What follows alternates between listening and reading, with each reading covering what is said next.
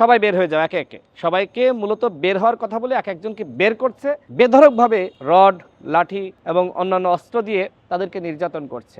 কুখ্যাত সাদ্দাম এবং সঞ্জিত তাদের নেতৃত্বে ডাকসুর ভিপির রুমে আমাদের উপর হামলা চালানো হয়। কিন্তু ভারতকে নিয়ে কোনো কথা বলতে পারবো না।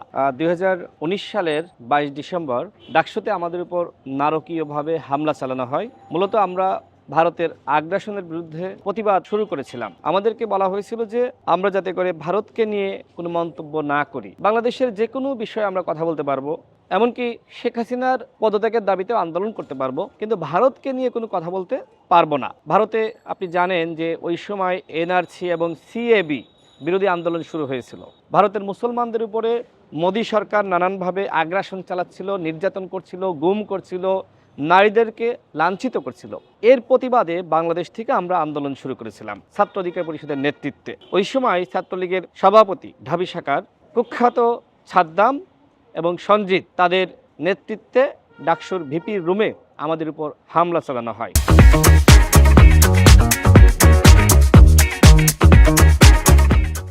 ওই সময় সঞ্জিত এবং সাদ্দামকে আমি নিজে বলেছিলাম যে আপনারা তো এই বিশ্ববিদ্যালয়ের আমাদের সিনিয়র বড় ভাই, এইভাবে আপনার জুনিয়র ভাইদেরকে আপনি এইভাবে হামলা করবেন, এইভাবে রক্তাক্ত করবেন? এই প্রশ্ন আমি নিজে করেছিলাম। সেই সময় আমি দেখেছি যে সঞ্জিতের যে আচরণ, সঞ্জিত মূলত তিনি ইসকনের সদস্য ছিল। ইসকন সম্পর্কে আপনারা সকলেই জানেন। ওই সঞ্জিত ছিল ভারতের এজেন্ট, এজেন্ট এবং ইসকনের সদস্য। একই সাথে সাদ্দাম, সেও ছিল এজেন্ট। এই সঞ্জিত এবং সাদ্দাম আমাদের কোনো কথা শুনলেন না। তারা কি করলেন? তারা ফোনে কথা বললেন। কার সাথে কথা বললেন জানি না। আমার কাছে এখন মনে হয় যে হয়তো এজেন্টের সাথে কথা বলেছিলেন বা সাথে কথা বলেছিলেন সঞ্জিত এবং সাদ্দাম। তো ওই সময় তারা যেটি বলছে যে সবাই বের হয়ে যাও একে একে। সবাইকে মূলত বের হওয়ার কথা বলে এক একজনকে বের করছে, বেধড়কভাবে রড, লাঠি এবং অন্যান্য অস্ত্র দিয়ে তাদেরকে নির্যাতন করছে। সর্বশেষ বলল যে এইখানে শুধুমাত্র নুরুল হক নূর, রাশেদ খান, ফারুক হাসান এবং মশিউর রহমান থাকবে, বাকিদেরকে এক এক করে বের করবে। কিন্তু আমাদের অন্যান্য সহযোদ্ধা যারা ছিল তারা আমাদেরকে রেখে তারা যেতে চাইলেন না। যে কারণে কি করলো, লাইট, দরজা বন্ধ করে রড দিয়ে, বাঁশ দিয়ে, লাঠি দিয়ে তারা বেধড়ক নির্যাতন, নির্বিচারে নির্যাতন শুরু করলো। তো সেই সময় আমরা মানে বুঝে উঠতে পারছি না যে কি করব।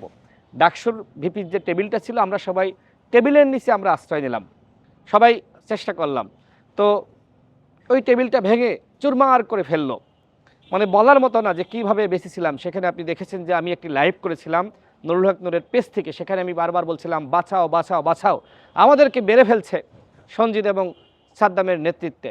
ওই সময় ঢাকা বিশ্ববিদ্যালয়ের প্রক্টর কুখ্যাত সেই গোলাম রাব্বানিকে আমি ফোন দিয়েছিলাম। গোলাম রাব্বানি মনে করলে অনেকে মনে করে যে সে মনে হয় ডাকসুর জিএস গোলাম রাব্বানি। আর একজন শিক্ষক নামের কলঙ্ক, কুলাঙ্গার প্রক্টর গোলাম রাব্বানি, এখনও পর্যন্ত ঢাকা বিশ্ববিদ্যালয়ের শিক্ষক, সেই সময় প্রক্টর ছিল। আমি তাকে ফোন দিলাম, আমি বললাম স্যার এইভাবে আমাদেরকে মেরে ফেলছে, আপনি আসেন প্লিজ, আমাদেরকে বাঁচান। সে বলছে যে তোমরা বন্ধ ক্যাম্পাসে কেন এসেছো, কি কারণে? তা আমরা বললাম যে আমরা তো ঢাকা বিশ্ববিদ্যালয়ের ছাত্র, যে কোনো সময় আমরা আসতে পারি, আমরা তো নিয়মিত শিক্ষার্থী। তিনি কোনো কথা শুনলেন না, ফোন বারবার কেটে দিচ্ছেন আর আমি বারবার তাকে ফোন দিচ্ছি। একটা সময় 999-এ ফোন দেওয়া হলো, শাহবাগ থানায় আমি নিজে কথা বললাম, কোনো পুলিশ আসলো না। পুলিশ আসলো না, প্রক্টোরিয়াল টিম আসলো না। একজন শিক্ষক আসলেন, তিনি ঢাকা বিশ্ববিদ্যালয়ের অর্থনীতি বিভাগের শিক্ষক রুশাদ ফরিদি। আজকেও এই প্রতিবাদ সভা অনুষ্ঠানে তিনি এসেছেন, বক্তব্য দিয়েছেন। স্যার আবার প্রক্টরের অফিসে গেল যে ছাত্রদেরকে মেরে ফেলছে, আপনি বাঁচান। প্রক্টর আসলো না। পরে স্যারকে বললাম স্যার আমরা তৃষ্ণায় মারা যাচ্ছি, আমাদেরকে পানি দেন। স্যার নিচের থেকে পানি এনে আমাদেরকে দিলেন। ওই যে নারকীয় তাণ্ডব, আমার এখন যেটি মনে হয় যে কিভাবে বেঁচে ফিরেছিলাম একমাত্র আল্লাহ জানেন। মৃত্যুর দ্বার থেকে আমরা ফিরে এসেছি। ছাত্রলীগ, আওয়ামী লীগকে অনেকে নিষিদ্ধ চায় না, অনেকে সহানুভূতি দেখায়, কিন্তু আমি দেখেছি যে ছাত্রলীগ কতটা নরপশু, ছাত্রলীগ কতটা হায়েনা, ছাত্রলীগ কতটা হিংস্র। একই সাথে আওয়ামী লীগ, শেখ হাসিনার নির্দেশেই ডাকসুর ভিপির রুমে আমাদের উপর হামলা হয়েছিল। এই ঢাকা বিশ্ববিদ্যালয়ে সেই সময়কার উপাচার্য, আমি তাকে আসলে শিক্ষক বলতে আমার লজ্জা লাগে, সেই আক্তারুজ্জামান। 2018 সালে আপনি জানেন যে কোটা সংস্কার আন্দোলনের সময় আমি জেলে ছিলাম, একটানা 15 দিন রিমান্ডে ছিলাম। ওই সময় গণমাধ্যমে আক্তারুজ্জামান আমাকে জঙ্গি হিসেবে তুলে ধরেছিল। এই যে একজন কুলাঙ্গার শিক্ষক, তাদেরকে আমি স্যার বলতে আসলে লজ্জা লাগে। এদের কোনো মেরুদণ্ড নাই। এরা শেখ হাসিনার পা চেটে এই ঢাকা বিশ্ববিদ্যালয়ে ভিসি হয়েছিল, প্রক্টর হয়েছিল। এই পা চাটার আজকে কোথায়? আজকে বিড়ালের মতন ক্যাম্পাসে আসে, হয়তো ক্লাসে যায় কি যায় না। হ্যাঁ, এইভাবে তারা বিড়ালের মতন আসে আর বিড়ালের মতন যায়। অথচ আমরা একসময় দেখেছি যে তারা বাঘের মতন গর্জন করত। এই শিক্ষকরা বাঘের মতন বলতো, মানে শেখ মুজিবের নামে জয় বাংলা জয় বঙ্গবন্ধু স্লোগান দিত। আজকে সব ওই শিক্ষকরা বিড়াল হয়ে গেছে। এরা শিক্ষক না, এরা ঢাকা বিশ্ববিদ্যালয় ক্যাম্পাসের শিক্ষার পরিবেশ নষ্ট করেছে। এরা হলগুলোতে গণরুম, গেস্ট রুম প্রথা চালু করেছিল।